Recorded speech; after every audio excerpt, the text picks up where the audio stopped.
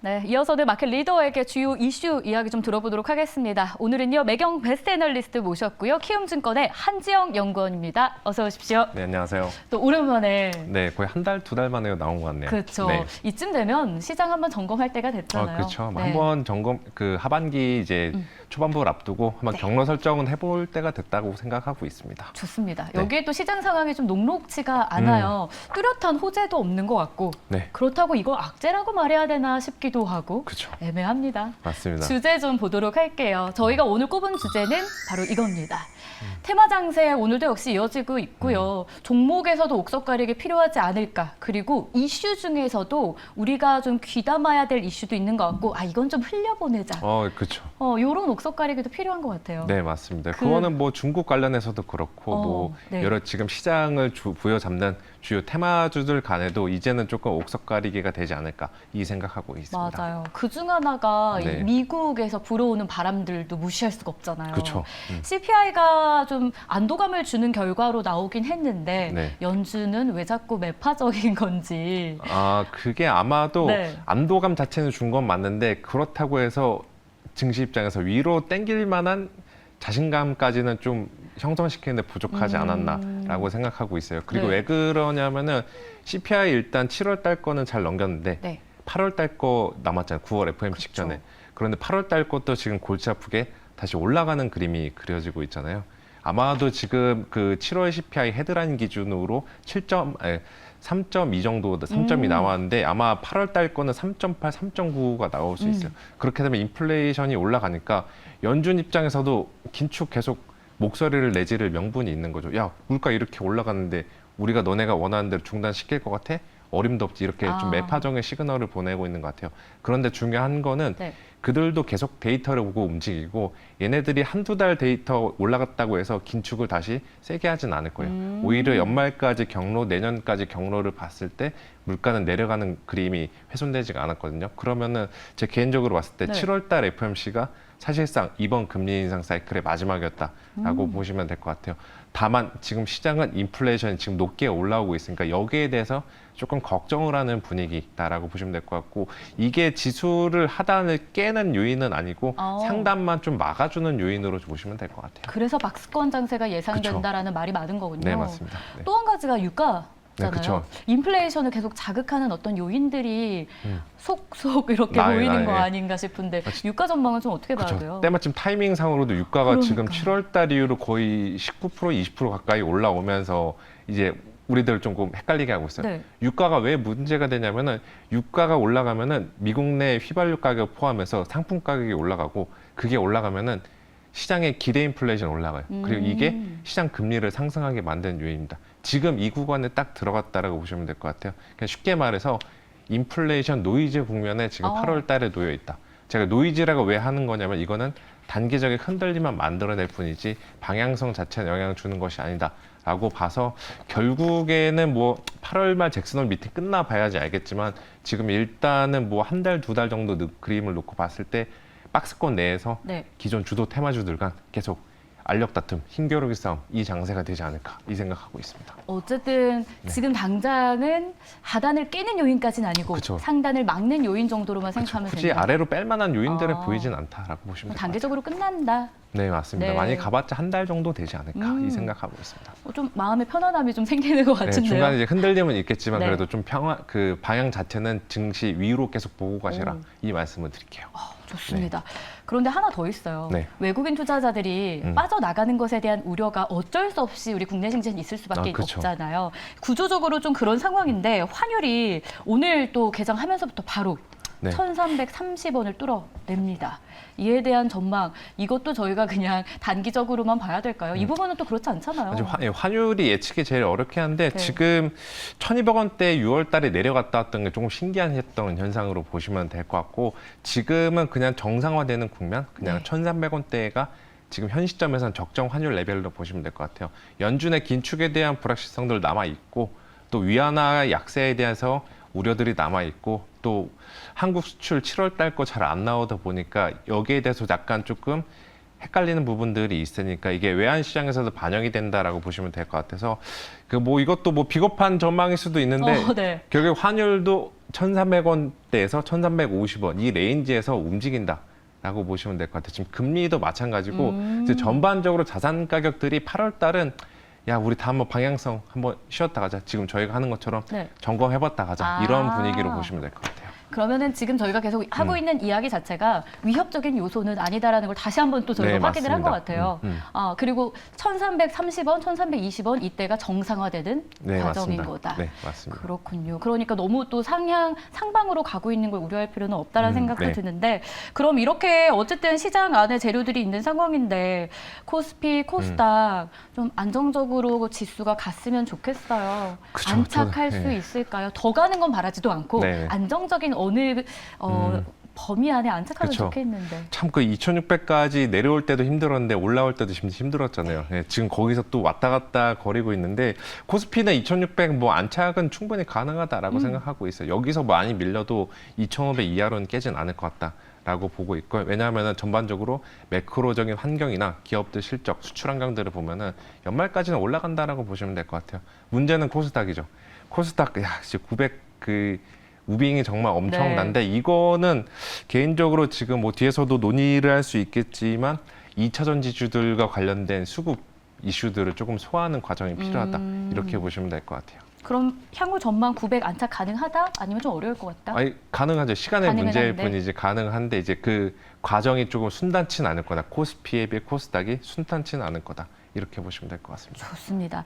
저희가 뭐 미국 이야기도 하고 환율 이야기도 하고 우리 증시 좀 안착에 대한 의문점까지도 해결을 해 나가고 있는데 또 한 가지 체크할 부분은 글로벌 이슈 중에 중국 아닐까 그쵸. 싶어요. 네. 중국에서도 뭐 여러 가지 지표들이 나왔는데 네. 지난주에 다 좀 안 좋게 나왔잖아요. 그렇죠. 그것도 우리의 시장의 발목을 좀 잡진 않을까 싶은데. 네, 발목을 잡을 만한 요인이죠. 이미 잡혔습니까? 지금 잡혀 있는 것 네. 같아요. 지금 오늘 뭐 중화권 증시들 빠질 때 한국 증시 더 밀리는 거 그쵸. 보니까 그 영향이 있다라고 보시면 될 것 같은데 저는 개인적으로 그 중국 경제나 증시 관점에서 봤을 때 이제는 뭐 그렇게 비관적으로 볼 필요는 없다라고 생각하고 있어요. 왜냐하면은 올해 내내 중국 경기에 대해서 기대치 다 많이 깨졌었거든요. 예상했던 바다. 그렇죠. 이미 더 이상 나빠질 때는 없다. 더 이상 물러날 때는 없다. 이렇게 좀 역발상적인 신가구 접근해 보시면은 지금 시점에서 중국 경기 여기서 더 안 좋아지면 어떡하지?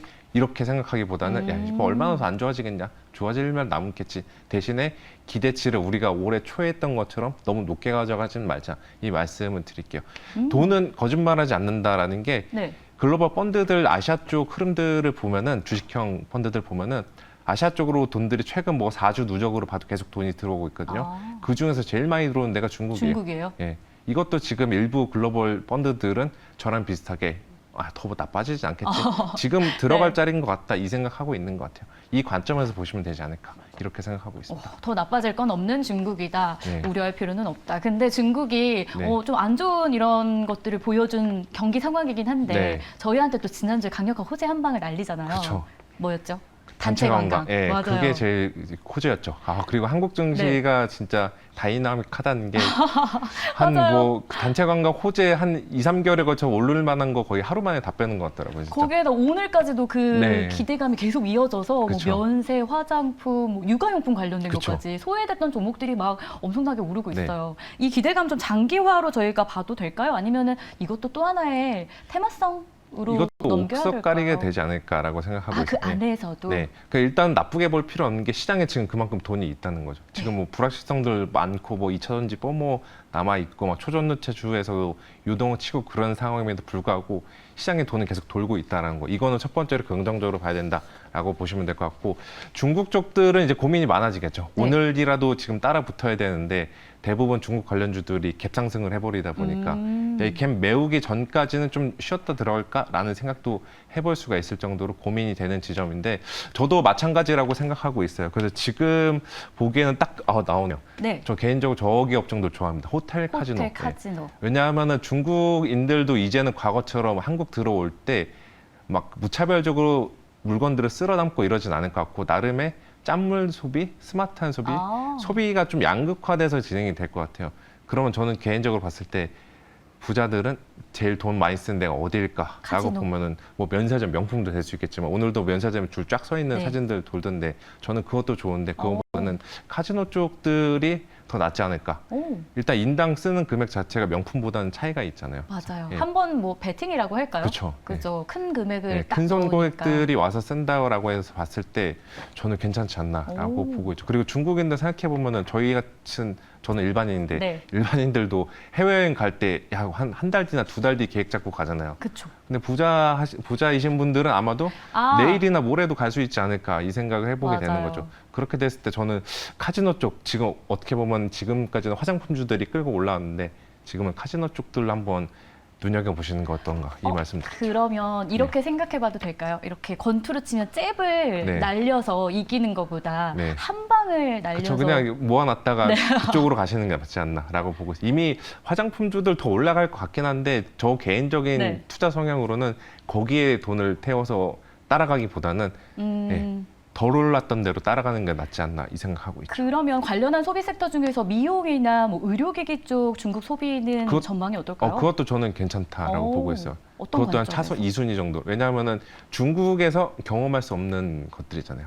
아, 성형 기술이나 이런 것들 한국이 어마어마하게 제일 좋잖아요. 네. 뛰어나잖아요. 중국에서 하는 것보다. 이거는 중국인들도 비슷하게 생각한다라고 보고 있거든요. 저 같아도 중국에서 성형할 바에 한국 관광 오면서 성형하는 게 낫다라고 보고 있는데 이런 것들이 지금 그 기업들 실적과 전망이 좀 반영이 되고 있다라고 생각하고 있어서 물론 좀 그 레벨 부담은 있지만 거기도 접근해 볼 만하다 이 말씀을 오. 드릴게요. 사실 한국인들도 우리나라 의료기술, 특히 미용 쪽 네. 의료기술에 대해서는 탑이다라고 네, 사실 그쵸. 생각해 많은 여성분들이 그럴 것 같아요. 그렇죠. 중국에서도 마찬가지 의견일 것이다. 네. 좋습니다. 그러면 저희 이제 어떤 쪽을 눈여겨봐야 하는지 테마주 장세 속에서 눈여겨볼 만한 주도주, 앞으로에 대한 전망 주도주 뭘로 꼽으십니까? 주도주 지금은 당분간에는 새로운 주도주가 나타나기보다는 반도체랑 2차 전지랑 계속 서로 치거니 받거니 하면서 이 그 관계가 계속이 될 것 같아요. 그리고 그 사이에서 저는 요즘에 좀 주목하고 있는 네. 게 바이오 쪽이 괜찮지 오. 않을까. 오늘 이제 좀 주가가 소위 말해 좀 많이 동반등락하고 있긴 하지만 지난주에 많이 올랐잖아요. 그렇죠. 많이 올랐던 거에 대한 되돌림 현상인데 바이오 쪽도 더 나빠질 만한 그 업황 자체나 그 수급 자체도 그런 상태가 아니어서 괜찮다라고 보고 있고 좀 나름의 조금 유의미한 시그널이 될 수 있다라고 보는 게 그냥 뭐 여담이기는 한데 지금 네. 생각나서 말씀드리는 건데 보통 저희가 시장의 핫한 테마주들은 ETF들이 출시되잖아요. 그렇죠. 제일 핫할 때. 근데 바이오는 제일 주가가 좀 눌려 있을 때 출시된 게 되게 조금 의미 있게 생각하고 있고 액티브 바이오 ETF, 바이오 액티브 ETF 이런 것들 지금 ETF 운용사들마다 국내 줄줄이 출시하고 있는데 이 효과도 한번 누려보시면은 괜찮지 않을까라고 생각하고 있죠. 반도체 2차 전지 간에서 주도주 싸움은 있겠지만 이들이 계속 주도주는 이어갈 것이고 그래서 바이오? 맞습니다. 계속 말씀 네, 주셔도 그래서 돼요. 정찰 때 한번 조금씩만 보내셔도 재밌지 않을까라고 생각하고 있습니다. 좋습니다. 네. 좋은 전략이었던 것 같고 네. ETF 이야기를 해주셨는데 그럼 ETF에 대한 전략 저희가 어떻게 생각해야 돼요? ETF 투자하는 사람들이 되게 많이 증가하고 네. 있다더라고요. 그거 같은 경우도 뭐 지수형 ETF 이런 것들 크게 상관이 없는데 네. 뭐 고버스, 인버스 이런 것도 상관없는데 테마형 ETF들 이제 지금 뜨는 테마가 바이오가 되겠죠. 아마도 2차 전지 조금 죽은 것 같고 혹시나 뭐 중국 리오프닝 테마 나오면 그것도 다시 ETF 갈 수 있는데 아마도 그 개별 종목단의 변동성이 심할 것 같아요. 왜냐하면은 ETF는 저희가 포트폴리오를 일반 저희 투자자들도 다 확인을 할 수가 있잖아요. 네.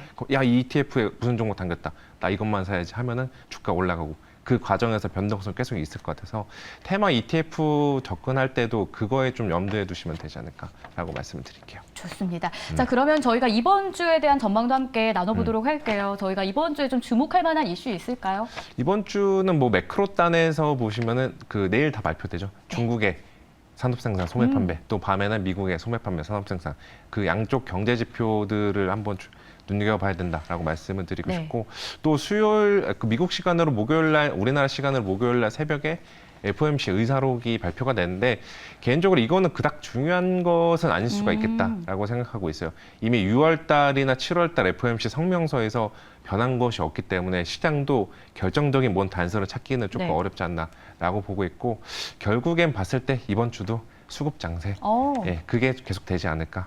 2차 전지와 반도체 그리고 그 사이에서는 바이오 혹은 이제 중국 리오프닝 관련해서 수급들이 이동이 좀 잦지 않을까라고 생각하고 있습니다. 좋습니다. 네. 이렇게 해서 저희가 오늘 장도 정리하면서 이번 주 최근 이슈까지 좀 나눠봤습니다. 지금까지 키움증권의 한지영 연구원이었습니다. 고맙습니다. 네, 준비한 소식 다 전해드렸고요. 내일은 휴장입니다. 참고하시고 수요일 장에서 저희 알찬 정보로 다시 돌아올게요. 시청해주셔서 고맙습니다.